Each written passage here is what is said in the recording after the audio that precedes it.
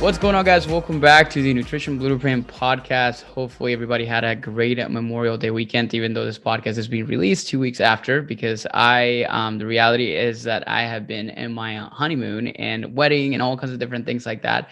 So we're starting obviously the podcast back with a bang. And with that, obviously I have a great guest today. And our episode, her name is Megan, and she lives in Orlando. She's one of the first dietitians that I have ever met, ever since I became a dietitian when I moved to Orlando.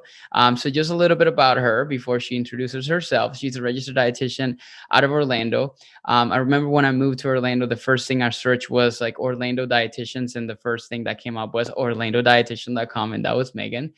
She owns a private practice, Nutrition Awareness, where she teaches other entrepreneurs like myself and herself how to maximize their productivity and performance with nutrition.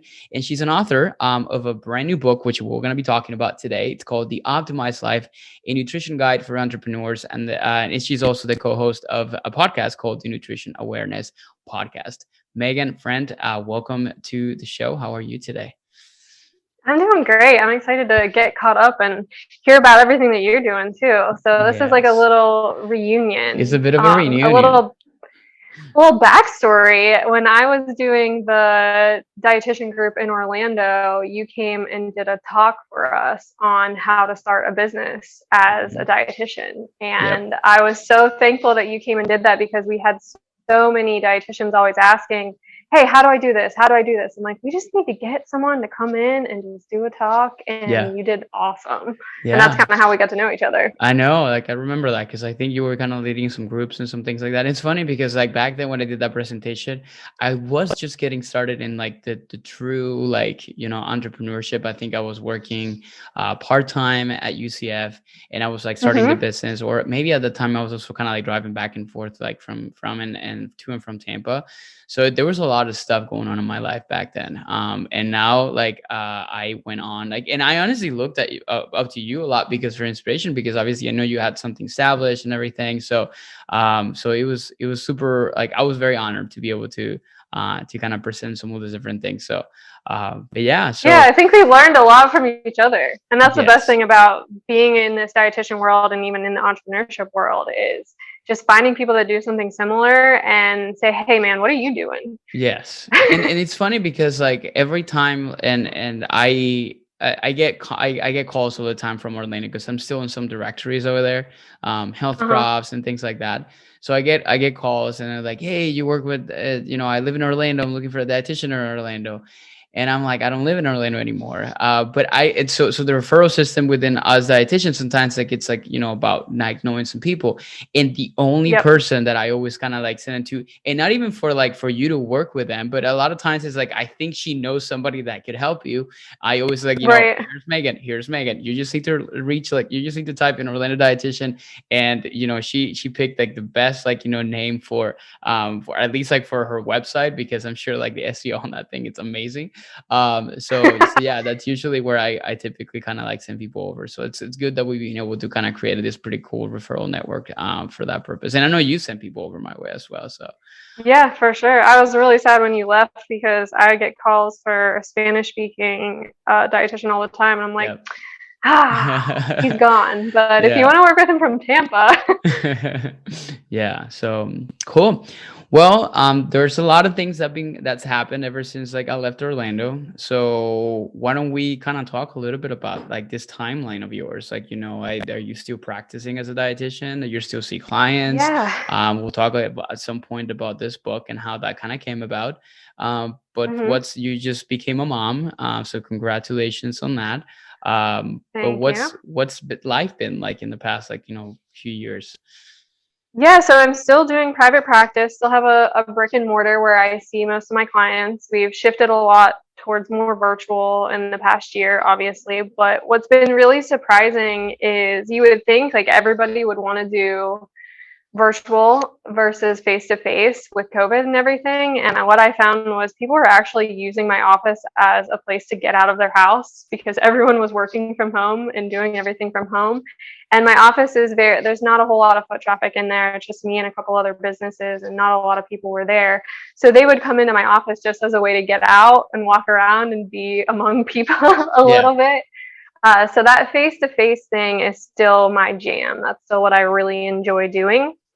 And what I had found over the past couple of years is the type of clients I really loved working with were entrepreneurs or realtors or people that were in sales that really had control over their schedules and were into learning more about everything. So that type of person who is kind of, the life hacker or the person that comes up with different ideas and sells a business. I found that I really enjoyed working with those type of people. And I also found that they had a lot of things in common. And so that's kind of where this book idea came from, was if I could just get these things out to more people, how would I do that? And so then I just started writing. Yeah, and I think I relate a lot to that, because now when I look at, I was like kind of reading through that chapter that you sent me from your book, and I started to realize that, well, sometimes, like, and you talk about some personality traits for entrepreneurs and health and all these different things like that, but I also think of my clients and the people I work with, and I kind of see some traits that kind of relate to that. So you mentioned like salespeople, and like one of my most successful, clients, like he's a guy that he's like a pretty high position in sales, like, like VPs of like, companies that are publicly traded, like stuff like that, when we start to think about like, how they want to kind of like, because usually those people are going to be, especially when we kind of like talking about high level, and I know you talk about some big names in your book, they want to live forever, right? And they want to kind of Mm-hmm. maximize like the way that they create impact in the world and all those different things like that. So I guess like what we can maybe kind of start talking about, like, okay, so inspiration for you to write this book was both made based on entrepreneurs. Is this something that also you as an entrepreneur implement for yourself? And I always like to kind of go and start with you, because I'm sure Mm-hmm. like there are some things that you have done for yourself to be able to manage this.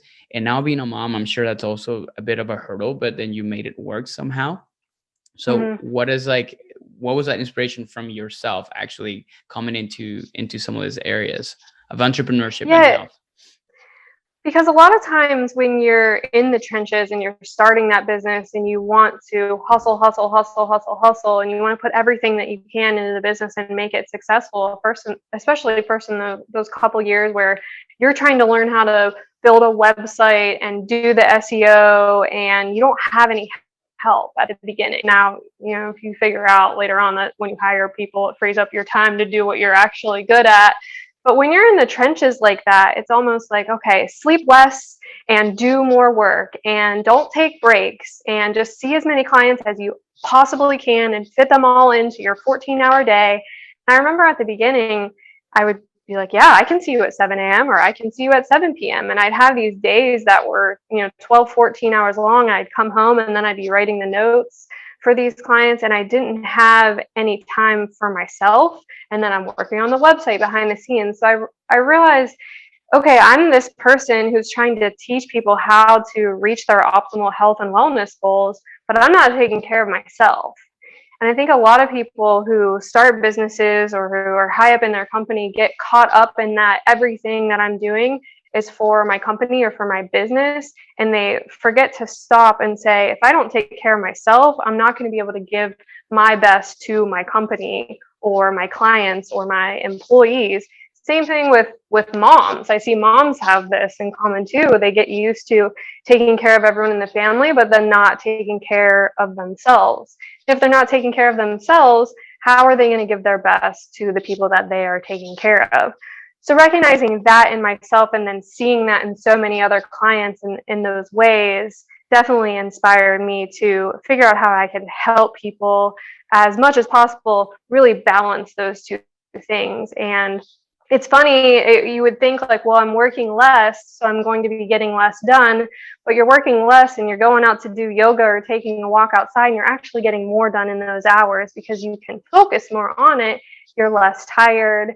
Your brain is functioning better because you're just taking care of yourself better. Yeah, and I think we enter into entrepreneurship because one, we want to work for ourselves because we want the flexibility and the freedom, and then what I quickly realized is like, it's that's when you don't create balance, that's the least the things you have, because then you get married to your business. And that's kind of what happened to me a lot of the time. Like in the past, I've kind of like learned how to manage that, but then you just become freedom is a less thing that you need, because you have this like drive and need to do things all the time. And I think we confuse like movement and like doing things with productivity, and like we have to be doing Mm-hmm. something every hour of the day. And this is something that I still kind of struggle with personally. And it was not until like, okay, like you can, like, building a team and all those different things like that. And when you realize that, a business can operate without you actually having to be on a computer, or seeing people or on calls like 14, 16 hours a day. And I think that was a big thing. So for you, when you did realize this, like what were some of the steps that you took for yourself? Like what did you do, and where did you kind of start in that process of like, okay, I need to take care of myself, I realize this, I'm reflecting on this, what can I do? So what were some of the things that you personally did, to kind of help create that balance for yourself? One thing that's really made me recognize that taking time away from the business and slowing down and just being, things won't fall apart, is having a baby. So, in that first, before having him, I thought, you know what, I'm going to be back to work in 2 weeks. There's no way I'm going to be able to take off any more time than 2 weeks. I'm going to have to come back at it, and my clients are all going to go away if I leave them hanging for more than 2 weeks. And I ended up taking 3 months off. And the business did not fall apart. And when you have an infant, all your time is taken up. It's, you feed them, and then you play with them, and then you burp them, and then you change the diaper, and then you change your clothes, and all of a sudden you're feeding them again. So it feels like you're not getting anything done all day, but all your time is kind of taken up. And so I recognize, like, if I'm trying to do work every 5 minutes, every extra 5 minutes that I have, I'm not really going to get to spend any time with him. And it's like, I only get this first 3 months of his life once. So I need to really focus on him and not focus on building this business, which I can build for the rest of my life. And I have another dietitian that works for me. So she was taking all of the clients, and we still made a ton of money, and the business did not fall apart. So I think almost being forced into that has taught me I can take as many steps back as I need to, as long as I have those systems in place. And right now I went back to work just 3 days a week, which I didn't think I would do that. I thought I'd be back full time, but I'm taking 2 days a week to just hang out with him and be with him. And this is the time in life that we're never going to get back. But that doesn't mean my business isn't going to be as successful. I just have to be smart about the systems that I have in place. And so that's what I try to teach my clients too, and even in this book, is that putting these systems in place so that things are happening for you automatically, and it's not a struggle every day to wake up and try and take care of yourself. You have your schedule, you have your routine down, so that that's already built in for you. Okay. Yeah, that's like the super smart. I think, and I have got conversations because I haven't become a dad, yet. That's obviously like, that's the next step after a wedding. But one of the things that, that I think I talk a lot about with friends of mine that are just became parents, particularly those that are entrepreneurs, even dietitians, is like you're forced, is like you said it yourself, like you're forced to work less because you want to spend time with your child, and because of that you make it work. And it's crazy to think that uh people comment the same things, like I feel more productive, like I get a lot more done in 4 hours that I was able to get in like 10 hours. I do this things and I do that thing and I blah blah blah, and I have a sense of freedom, and yet the business is not failing. The business is actually doing better, is doing great, have all different things. And I had to get a bit of a jits of that, like this just passed, like when I went on my honeymoon, because it's funny. Well, it's not actually, it's not funny, it's like I haven't actually taken like an actual vacation from work. I've Mm, traveled, like, and I think remember our longest travel was like to Thailand and Indonesia, and we went there for like 3.5 weeks or so. But I was waking up every morning at 6 and responding emails, and sometimes taking client calls at 6 7 a.m. in the morning. So I was working, I was exploring, I was traveling, I was doing amazing things, but I was always doing something because I felt like he was like, okay, I am seeing my clients, and they pay for a service, and this is what I need to do for them. So I had the freedom as an entrepreneur to be able to travel and get and take my work with me anywhere, but it still felt like work in some kind of like way, shape, or form. So this time, like, GB was like, you're not going to open a computer. You're not going to do this. And it's funny because I posted a story that many people reply back to, and they were laughing out loud, which it was like me deleting the email app because I have like an obsession with that thing, and it's so bad.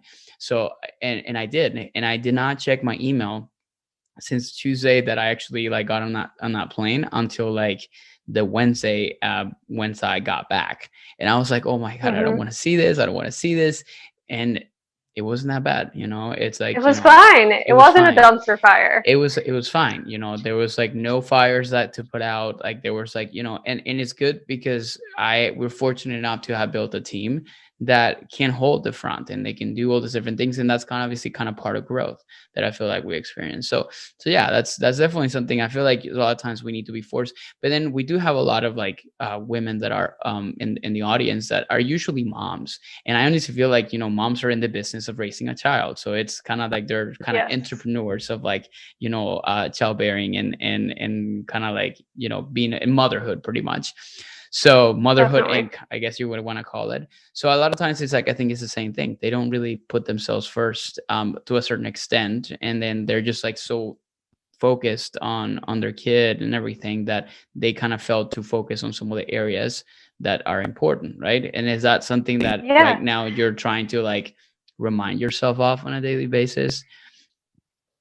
I think it totally changes you when you have this little being that's in your world now that you are completely responsible for. And it really changes your whole perspective on what was important. So before I was just like you, like addicted to the email and what's going to come in next. And I have to make sure that I reply to this text or this email or this video right away. And actually now I have a hard time finding those things important. But it's like, okay, it's just an email. I can check it at 10 a.m. whenever I can sit down and get around to it, and once he's napping, which I think has given me a really good perspective on like what is actually important here and how do I put in my schedule these things like, okay, until 10 a.m., it's just time with him and that's it. But when he goes down for a nap, like you were saying, I've heard a lot of moms say this, that if he can nap for 2 hours, it is amazing how many things I can get done in 2 hours now. Whereas before, it might take me 4 or 5 hours to get those same exact things done because I know I need to focus and I have a limited amount of time to do that. Yeah. So let's talk about this book, because I guess in the process of you figuring a lot of these different things out and learning from different kinds of like personalities and things like that, I felt that you reach, or you realize that there's like specific personality types in entrepreneurship and health. So let's go through them because I thought that was really Yeah. interesting. And I know there's like this different types of people, and I think I can kind of relate because I read through it a little bit, but I think I'm probably going to figure it out where do I kind of fall right now, and we're gonna do a bit of an Hmm. assessment on that. So what were Okay. what were those personality types that you found to be like very common in the people that you work with? Yeah, the first one was the idea guy. So in this, I just call it the idea guy because I think it flows better than the idea girl, but guys and girls. So those types of entrepreneurs who love to come up with an idea, build a business, and build it from the ground up, make it really successful, and then sell it. Those types of people tend to be high achievers and they want it all and they want it right now. So with nutrition, as you know, this doesn't really work. So this type of person would come to me and they'd say, okay, I'm going to start intermittent fasting for 18 hours. I'm going to cut out all carbs. I'm going to drink a gallon of water per day. I'm going to go to CrossFit 7 days a week. And I want to do it all. And I'm going to lose 50 pounds in a month doing it. And they would be so excited for all these new ideas they have. And this is going to be the key and this is going to work. And it would work for 2 weeks, 3 weeks. And they'd be like, you know what? That's not really working. I'm going to come up with a new idea. I'm going to do a juice cleanse and I want to do this for 7 days. And they're so excited about this idea. And so it's just this all in all the time. I want it all. I want it now. And that works really well when it comes to building businesses, but it does not work very well when it comes to your health and wellness. because health and wellness, we have to have a balance. We can't be all on all the time. We can't be 100% perfect and fast for 18 hours and do no carbs and drink a gallon of water and work out 7 days a week. It's just not going to work. And so when you see a chink in that armor, so when the first time they screw up, they're like, okay, I'm done. And they're on to the new idea, the next idea. Same thing in business. If they knew it wasn't going to work, they'd move on to the next thing.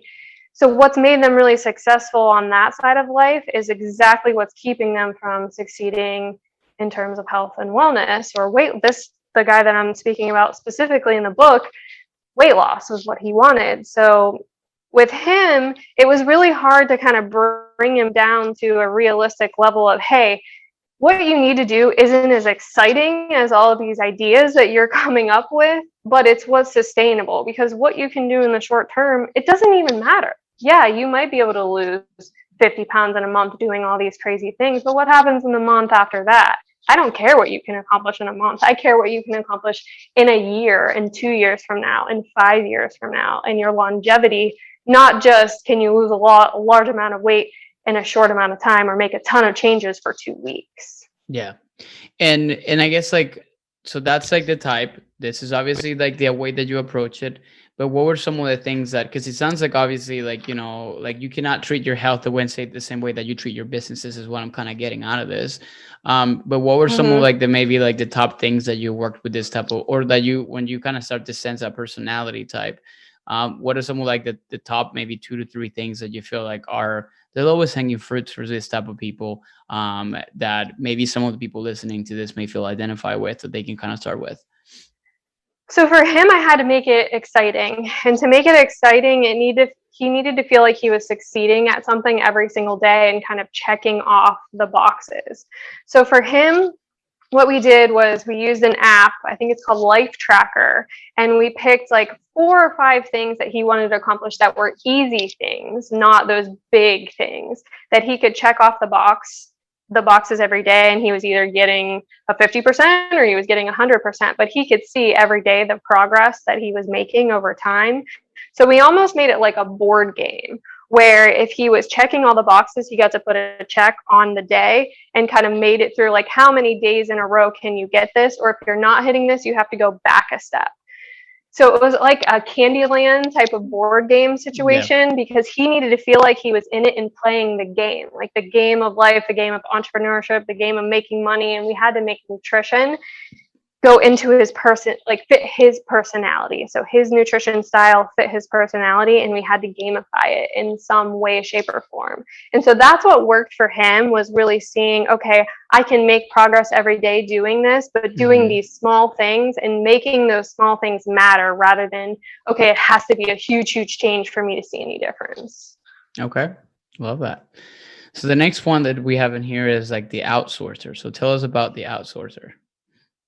Yeah, so the outsourcer is the person who wants everyone to do everything for them, which in some cases can be really great. If in your business you find the person who's really good at organizing and scheduling, and you hire that person to be your assistant, or you find the person who's going to be your nanny and pick up your kids and take them to school, and you outsource all the things that aren't necessarily your best assets. And that works really well for business. But when it comes to nutrition, you want to hire a dietitian to plan all of your meals, and then and then hire a chef to cook all of them.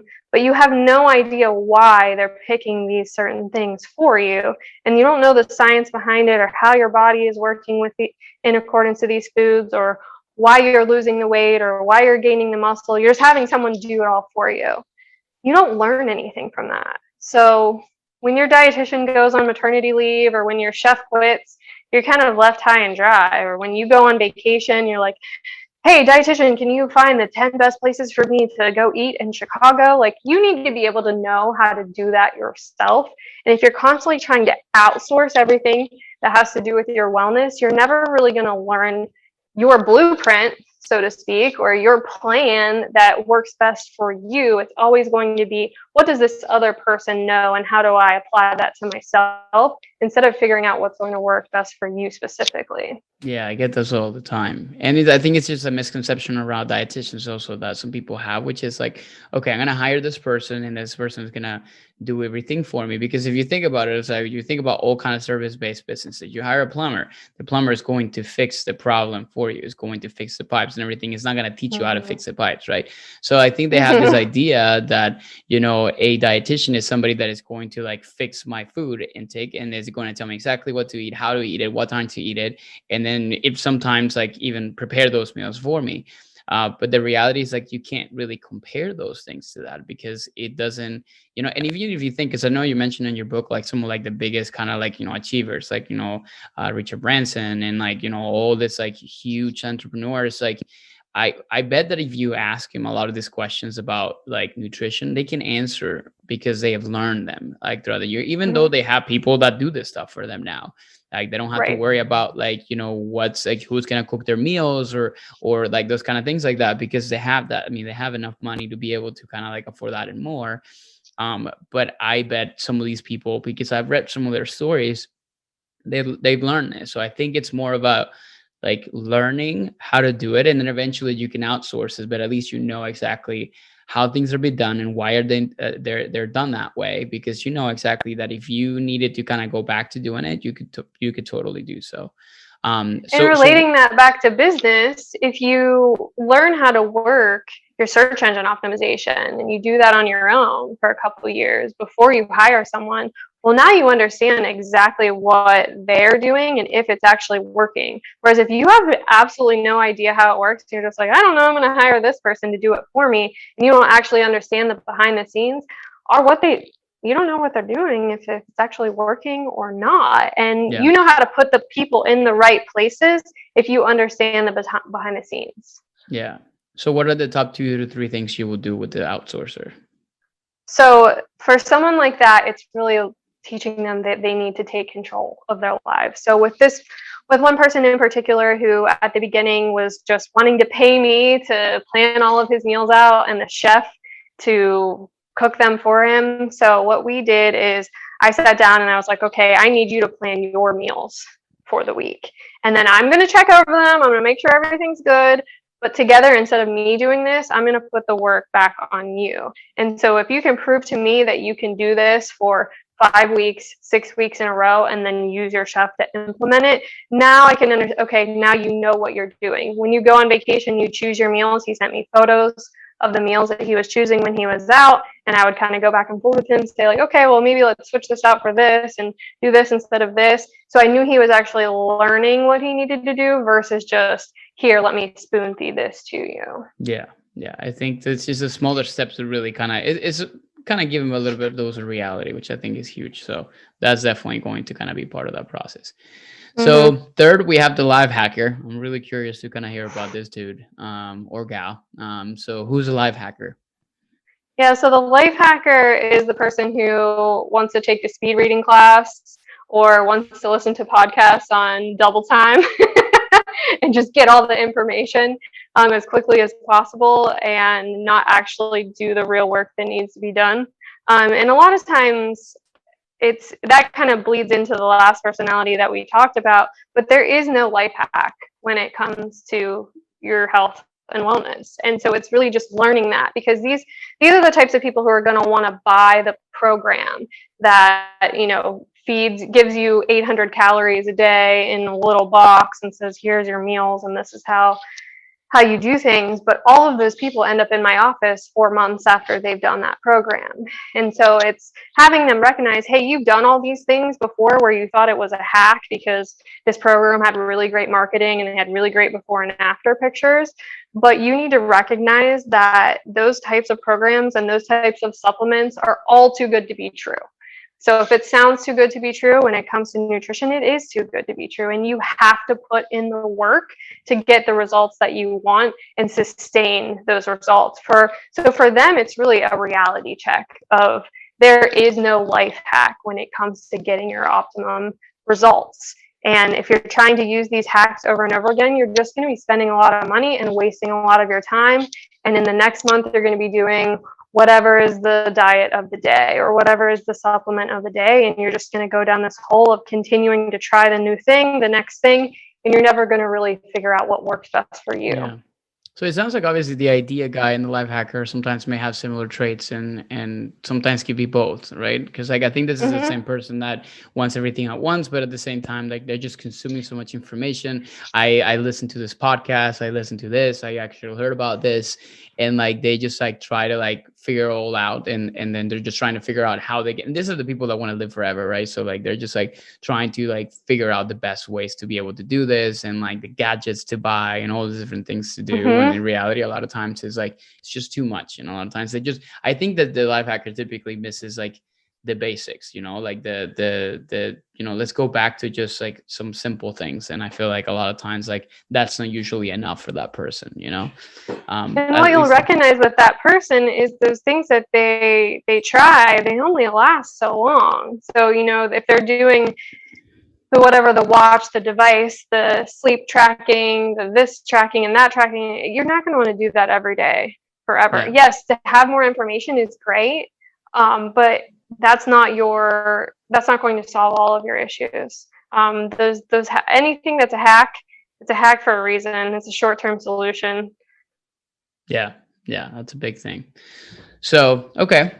Then we have the all or nothing. So this is another type of personality, which I think I'm pretty familiar with. So who is the all or nothing person? Are you familiar with this because of yourself, or are you familiar with this because of clients, or both? Because of clients, yeah. No, I'm not an all or nothing. I think for me, like so far, I think I'm putting myself a little bit on the life hacker type of like, personality and traits of idea guy, but not full on. I think there's still some personalities left to discuss, but I just think a lot of like the people that come to us they have that all or nothing, because it's usually, I think most of fat dieters typically enter into this kind of arena, because it's like, I need to lose weight, so I'm gonna switch it on like all out, and then like I'm gonna switch it off, which I'm guessing that's what you're going to talk about. And then I'm going to switch it off because like, I'm just done. I need to focus on some of the different areas. And then they just like completely made terrible choices because it's off. The switch is off, right? Exactly. So this is the type of person who focuses on one thing at a time. If they decide I'm going to focus on my health, so no alcohol, no sugar, no caffeine, no, I'm only eating chicken breasts and broccoli, and that's all I'm going to do until I get to the point where I want to be, and then I'll be off my diet. So a lot of times this is that person who has a wedding coming up or a cruise they want to go on or a vacation, and they say, I'm going to do this until that day. And then that day comes, and then they go on the cruise, they eat whatever they want, and they lose all the results that they had. And then they come back and they're feeling like crap, and they don't ever get back on that train that they were on before. And so with this type of person, what they really have to work on is, it's not all about chicken breasts and broccoli. Because a lot of times these people aren't fueling their body with the nutrients that they need, and they're paring it back so far that they're not eating enough, or they're not eating enough healthy fats a lot of times, and they're trying to do that kind of bodybuilder-esque diet where on Friday night, by the time that rolls around, you want to eat an entire pizza because you haven't had enough healthy fats to give your brain that satisfaction signal. So it's really teaching these people that nutrition does not have to be perfect. Like that's never our goal for you to have a perfect day. Because if you're keeping this food journal and you bring it into me and everything looks perfect, I'm just going to give you a pat on the back and say, okay, good job. Great. How long can you actually keep this up until you want a burger and fries? And so with these people, if they do eventually have a burger and fries, then they're like, okay, I'm off the diet. I'm done. I screwed up. There's a chink in the armor. So I might as well just start over on Monday. And so then you have Friday, Saturday, Sunday, that's off the rails. And then Monday, it's starting over, got to be perfect. But if somebody brings in donuts to work and then you have a donut, you're like, well, my day's screwed up. So since my day's screwed up already, I might as well eat whatever I want, take advantage of it today, because then I'll restart tomorrow. So it's almost like an excuse. This all or nothing person is, well, since I wasn't perfect, I don't have to do anything. It kind of gets them out of doing the things that they need to do every day, because they're striving for that perfection. If they can't get the perfection, then it's not worth it. Yeah. Yeah, I think it's like so, but what do you do? What's the first like kind of step that you take for like the all or nothing person? That you feel like it's like how to kind of change your mindset around all this. Yeah, especially when we're talking about weekends, like that person that's starting over every Monday, it's really talking to them about like what would a good weekend really look like for you? And that is not just a good weekend in terms of eating, it's like in terms of fun. So does that mean like maybe getting a workout in the morning, but then going out to lunch and just choosing whatever you want for lunch and then coming home and maybe grilling out with your family or your friends? Like what would a good weekend that you're super proud of look like? And how can we make this balance into your life versus, well, a good weekend would just look like I'm eating chicken and broccoli like I do Monday through Friday? Because I think that's not realistic for most people. So it's bringing them to terms with, if you do, so to speak, screw up, that's not a screw up, that's your life. Like these little things, the donut that somebody brought into work, that's part of your life. So if you want to eat that donut, fine, but that doesn't mean you go off the rails for the entire rest of the day. That means you need to make sure that you have a breakfast that fueled your body and made you full, so you're not hungry, and you're choosing to have that donut because donuts taste good, not because, oh my god, I need a donut because for breakfast I had chicken and broccoli. Yeah. That's a Yeah. much different decision of looks good, tastes good, I'm going to partake in this, than my body's craving sugar so much I have to have this because I haven't had any sugar for the past 7 weeks. Yeah. No, that makes perfect sense. Yeah. I think I deal with most people. It's like the all or nothing kind of personality type. So, Yes. um, I do my own research. This is a fun one because that's another big one too. This is What's all you guys that listen to Joe Rogan, and as soon as I meet you and I say I'm a dietitian, the next thing out of your mouth is, so I listened to Joe Rogan and he said blah blah blah. yeah, so Listen, I think that's I listen to him too. I get it. yeah, somebody said the other day like Joe Rogan's like the Gwyneth Paltrow of like the male version of Gwyneth Paltrow, because like it's just like so much information that sometimes is put out there that some things can actually be good, some other things like it's not good. And it's like so it's Yeah. confusing. But yeah, so the do my own research is more like the person that is like I don't need help, I just or like this is the person that is googling everything, right? And they're coming to This you. is Yeah, this is the person who tries to adopt the habits of other successful people. So, like, well, I heard Tom Brady doesn't eat nightshades, so I shouldn't eat nightshades. It's like, well, Tom Brady is his job and his lifestyle is much, much different from yours. So why are you trying to adopt the same things that this person is doing that don't necessarily fit for you? And it's the same thing when you listen to these podcasts, or whether it's athletes or some kind of high achiever, and then you say, well, I should be doing that for me. Well, you need to ask yourself, does that fit with my lifestyle? And does this person know what they're talking about? And the great thing about Joe Rogan is all the time he's like, I don't know what I'm talking about. I'm just talking. And so for you to then say, well, I need to do exactly what he's doing, does that make sense for you, your lifestyle, your family, your preferences? Don't try to fit yourself into this box of, just because this person's doing it and this person is successful, that means I should be doing it. Same thing, your cousin did keto and they were super successful, but you're doing it and you're not seeing the same results, or it's not really working for you. That doesn't mean you're a failure. That just means you haven't found what's going to work best for you. And I think the lack of patience also leads to people like to do their own research, especially when they start to work with somebody like a dietitian or a coach. Like they're like, okay, like this is like a slow process. I don't know if Mm-hmm. I like this too much. Like, let me just do a bit of a research and see if obviously there's something else that I could be doing. And they come to you and they're like, hey, so I looked into this and like, what do you think about this? And this is when I typically get like the insert blank, intermittent fasting, keto, like at this and that. And then like the newest, biggest trend kind of happening at any given point. And it's like, okay, let's talk it out. Cause like, I think the best way that I kind of deal with that with the people that we work with is like, okay, I'm going to educate you on it. I'm going to let you make the decision whether or not this is something that you feel like you should do. And I give the facts. Here's the pros, here's the cons, here's the things.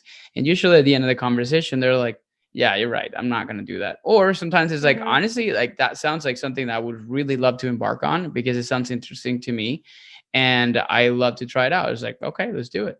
Right. So it's Mm-hmm. a lot more of like, okay, like what are the facts and is this really something? And at the same time, it's also being realistic about the whole thing. The Tom Brady example is it's excellent because it's, Tom Brady is a person that has a chef that is like cooking like he's nightshade free type of diet, like 24/7, right? So it's not, how can you do that when you're working, like 12 hours a day as an entrepreneur or Yeah. like whatever, and then you need to kind of go and pick the right things and cook in the same certain ways, like it's just simply not realistic, right? And do you need to? Do you need to do all that work to Right. not eat nightshades? Yeah. Let's take a step back and let's educate ourselves on why that would be a possibility in the first place. Yeah, that's huge. And the last one that I have in here is going to be time is money person. Um, Mhm. who is this individual? We kind of talked about this at the beginning when we were talking about me starting my business and needing to work, feeling like I need to work 14 hours a day. But the example I made in the book is a psychologist that I work with who wanted to fit as many clients as she could in. So even though she knew a lot about nutrition and was very smart, she would only take 10-minute breaks between each client all day. So all she had time for were these pre-made protein shakes or protein bars until 6, 7 p.m. at night. And then she would get home, and of course, she's starving. And even though she packs her pantry with really healthy foods, she is eating a ton of those snacks as soon as she gets home. She continues to snack while she's eating dinner. And then to wind down after dinner, she's drinking almost a full bottle of wine on her own while she's just trying to wind down, watch Netflix, do whatever. And then the next morning, she's not hungry by the time she wakes up because she had 90% of her calories that night when she got home.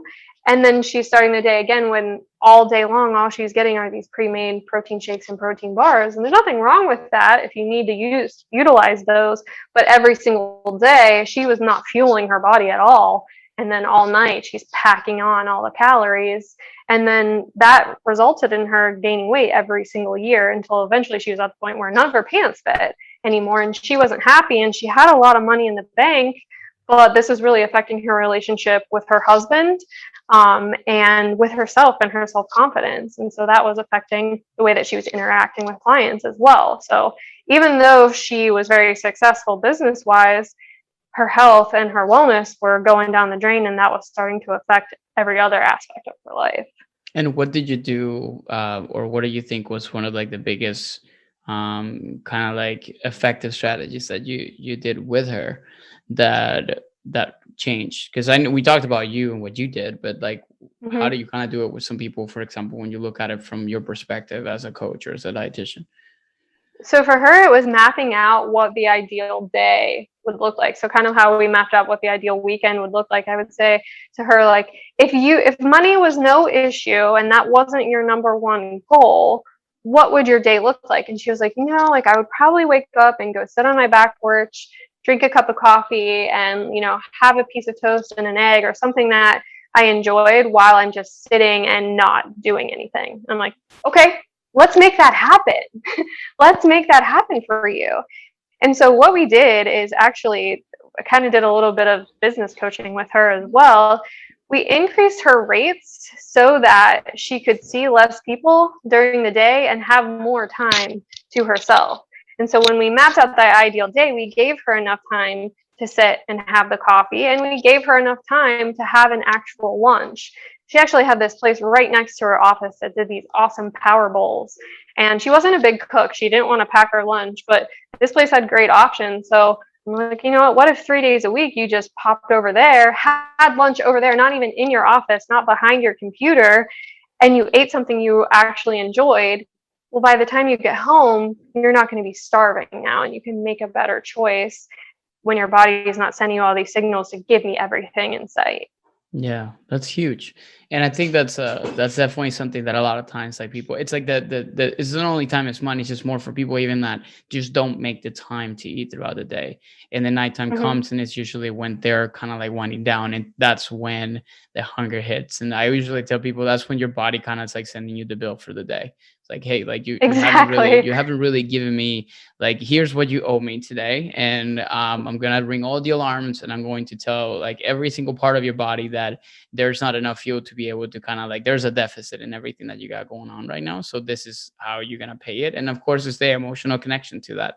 which is like, I'm going to have chocolate because that's what makes me happy right now, or the bottle of wine, whatever those things are going to be. It's not the bowl of broccoli or like, the veggie bowl, whatever you're going to be doing at that point. So that's huge.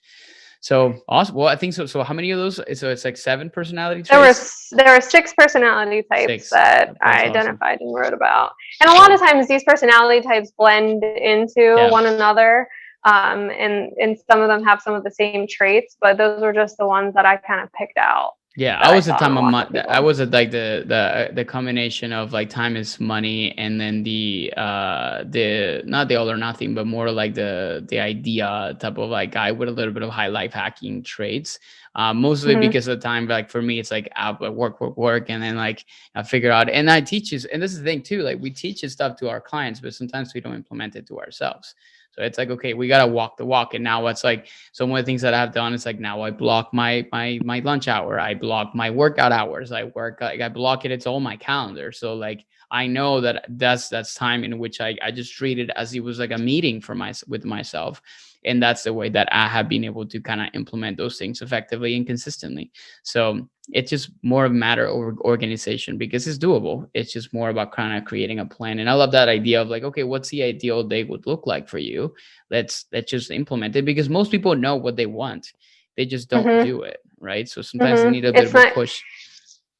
Yeah, it's like when it's up to you to make it happen, it's like you almost need somebody else saying it's okay for you to live your ideal validation. Day. You don't have to push yourself until you die. Like, this is your life that you're living in every day. Like, let's enjoy it.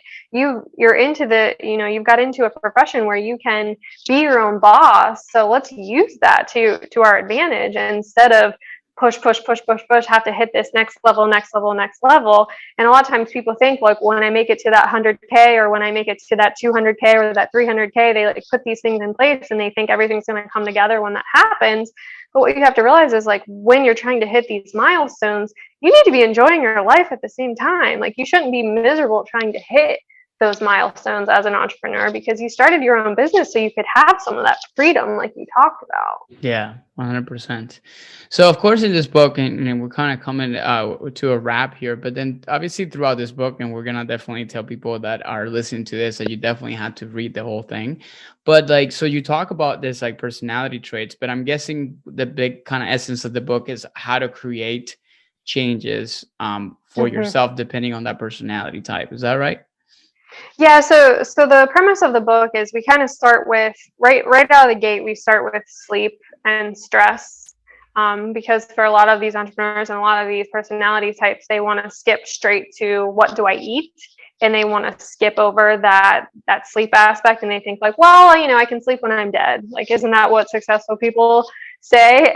And recognizing that that's not the case, and that if you're not getting enough sleep, then you're not able to fuel your body in the correct way, because your body's going to be sending all of these signals and haywire, and you're not going to be able to tune into the signals of what you need to eat correctly. So it's kind of starting from the ground up. We talk about sleep, and then we talk about stress, and then we talk about how to fuel your body correctly, and we talk about macronutrients and kind of the science behind each of them. And then we delve into some of those popular diets that the Lifehackers, like the keto and the intermittent fasting and all of those things, and what we can learn from those things, and if some of those things that we learn maybe make sense for you or not.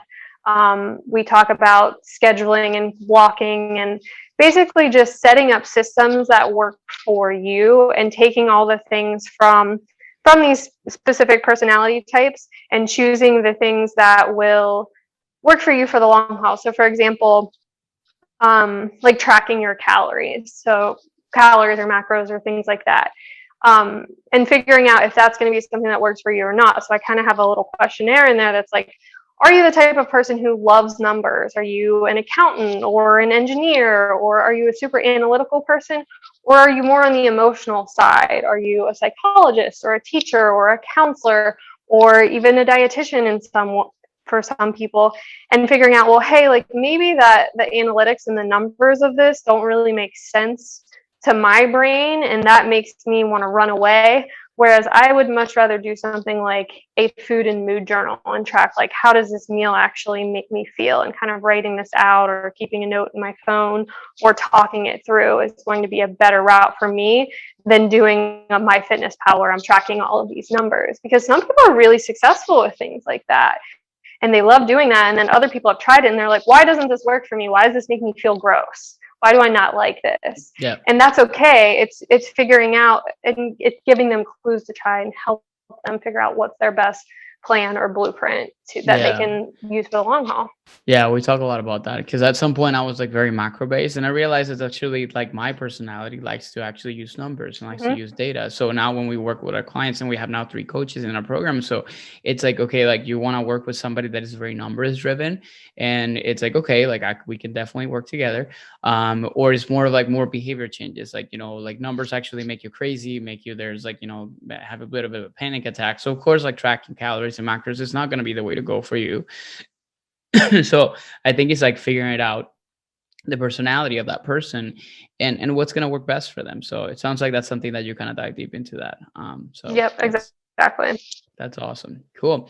Well, Megan, how can people get this book? I would love to, I'm probably going to get a copy myself. So how can people, or where is this available on Amazon? Has it been Amazon, published yep. yet? Or, okay, cool. Nope. So it's called, It's currently again? available on Amazon. It's called The Optimized Life: How to Boost Your Brain, Body, and Business. And what I found from just friends and colleagues buying the book, they're like, you don't have to be a business owner to get a lot out of this book. One of my best friends, actually, she's never paid attention to anything I've ever said, but she bought the book and read it. And now she has this before and after picture that's up on our Amazon reviews. I'm like, oh my gosh, she doesn't even, she hates reading. I'm like, okay, she got something out of it. But yeah, it's The Optimized Life on Amazon. You can get the Kindle version or you can get the paperback version there. That's awesome. Great. Yeah. So we're gonna put that in the show notes for you guys to be able to kind of like access it and be able to buy it, regardless of how you want to do it. So make sure you kind of give that a read. And I think, and like you said, I think everything we talked about, I don't think it only applies to entrepreneurs, because I feel like people may be like, you know, reflected on some of the different personality traits, and how like, oh my God, yeah, that's totally me. I work for a company, I have a job, but then I am that type of person that is like trying to fill my schedule. So I'm like that time is money personality type of person, almost like, oh, I think it definitely applies to anybody that just wants to improve their health and their lifestyle. So that's huge. So I like to finish out the podcast with some rapid fire. If you listen to my podcast, you know what those are. But they're basically rapid fire questions, and it's just more of like, you know, to ending the podcast on a very light note. There are 4 questions, very simple. You just need to answer the first thing that comes to mind. Yeah, take a sip of water and I get ready to go. First question would be, what's your favorite exercise? So my favorite exercise is the deadlift, because it makes me feel super strong, because it's the exercise where I can lift the most weight. So at my peak, I was deadlifting 265, and I just thought I was the ultimate badass doing that. So deadlifts were something I tried to continue throughout my pregnancy as long as I possibly could. But yeah, nothing makes me feel like more of a badass than throwing a bunch of weight on each side of that bar. I'm the same way. I like that. That's one of my favorite movements. Second question is going to be, what is one, whether podcast or it doesn't have to be nutrition specific, but just something that you always like to recommend people because you find it super valuable that you like to recommend? One thing, if you are a new parent, one that I would recommend, it's called No One Is Coming to Save Us. And it's about childcare in the United States. And it just gives you a really good perspective on what's going on behind the scenes in terms of everything from the legislation to how these daycare facilities get paid. And I find that, especially like being in my position and a lot of new parents, you're kind of between a rock and a hard place if you don't live around family and you want to put them in the best place you possibly can, but you also don't want to only be working to pay for your kids' daycare. And so this podcast really delves deep into what's going on behind the scenes. And if you want to try and make changes in what's going on, kind of compares like what's going on in the US to what's going on in places like Germany and France that are doing it a lot better than we are. it was just really eye-opening. And I think it's a great, even if you don't have a kid yet or you're thinking about that, to just kind of educate yourself about that. It's called No One Is Coming to Save Us. Cool. Wrote it down so we can put it in the show notes. What is a book that everybody should put in? Totally can do a massive shameless plug here. But what is a book that everybody should have on their bookshelf? We're just going to say this way. Besides your book, what is one book that you would like recommend, or like, let's say Christmas comes around and like, if you can find 10 copies of that to give to 10 of your friends, what would that book be? I think Salt, Acid, Fat, Heat. It is a beautiful book, and it's called Salt, Fat, Acid, Heat. And it's a big like coffee table type book, but it's about the science behind how those elements work in cooking. So you really understand kind of like what makes a good sauce or marinade, or like this made me step up my game so far when it comes to like cooking steaks and chicken and fish and things like that, because you understand like when to salt the food, what the salt is actually doing in the food. For example, one of the biggest lessons I learned is you would think like salt would take the water out of a meat and you would think it would dry it up. But what it actually does is it makes it more moist and it keeps the liquid in the meat. So by salting it like a day ahead of time, that meat's going to be so much better than it is if you salt it right beforehand. And as a dietitian, you think like, oh my God, salt is so bad, I have to stay away from it, I can't salt anything. But really learning kind of like the science behind the cooking aspect, the culinary aspect of things, has made me way better in the kitchen. And it's just a fun book. Yeah, you don't have to be in the dietitian nutrition world, but it's just fun to kind of learn that. I think my wife would definitely would love that. She's the recipe. She's the one in the kitchen here. So yeah, that's awesome. Cool. Last question would be, if you were stranded on a desert island for the rest of your life and you can choose one food to live off of, it could be compounded. It doesn't have to be like one ingredient. What would you choose? Avocado toast. Okay. With an egg on it. I'm that girl, because I mean, it just has everything. It's got your carbs, it's got your protein, it's got your fat, you've got your micronutrients from the avocado, you're getting your fiber. So analytically speaking, that's obviously going to be that your choice. Yeah, like that's a typical kind of like thing. Like I think I've gotten avocado toast. I get poke bowls, I get pizza, I get like pineapple, all kinds of different things like that. That's a good one. Cool. Yeah, with everything but the bagel seasoning. Yeah, you can't of course. You can't miss that. You might as well bring the Trader Joe's to the island as well. So cool. Awesome. Well, Megan, it's been a pleasure to have you. How can people, besides obviously the book we'll put in the show notes, how can people find you and talk to you, chat with you, even work with you as well? Yeah, so our website is orlandodietitian.com. That's probably the easiest place to look and see how to work with me and contact me. And then we're also most active on Instagram. It's at nutrition.awareness. Cool. And I think you're going to see there's a couple people there. It's you and then your other dietitian too, that she's usually pretty active on that page, correct? Yep. Me and Kate is the other dietitian that I work with. Perfect. Cool. Well, you heard it from her, guys. If you're listening to this podcast, make sure you go to the show notes because there's a lot of really cool, good goodies in there for you, including obviously the direct links for buying the book from Megan, and at the same time also how you can kind of get in contact with her. So Megan, it was awesome to have you on the podcast, and just to kind of stay maybe for a minute after we kind of hit the stop the record, and then we'll kind of like debrief a little bit, but thank you so much again for being here. And for listeners of the Nutrition Blueprint podcast, once again, thank you for being here again, and we'll see you guys next week. Thank you. Thanks for having me.